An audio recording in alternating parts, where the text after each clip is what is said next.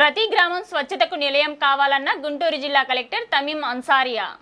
ప్రతి గ్రామం స్వచ్ఛతకు నిలయం కావాలని జిల్లా కలెక్టర్ తమీం అన్సారియా అన్నారు.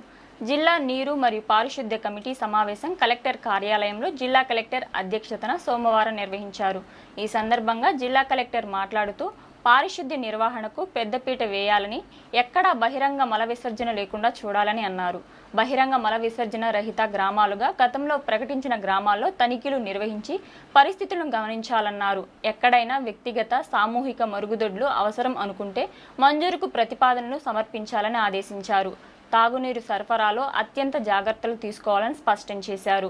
గ్రామీణ నీటి సరఫరా విభాగం పర్యవేక్షక ఇంజనీర్ కె కళ్యాణ్ చక్రవర్తి మాట్లాడుతూ కొత్తగా వ్యక్తిగత మరుగుదొడ్లు మంజూరుకు ప్రతిపాదనలు రావాల్సి ఉందన్నారు.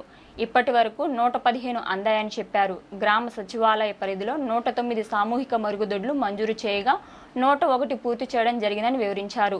అంగన్వాడీల వద్ద 22 మంజూరు చేయడం జరిగిందని, వసతి గృహాలు తదితర ఇతర ప్రదేశాల్లో 17 మంజూరు చేయడం జరిగిందని చెప్పారు. గ్రామ స్థాయిలో 171 నీరు మరియు పారిశుద్ధ్య కమిటీలు ఏర్పాటు చేశామని తెలిపారు.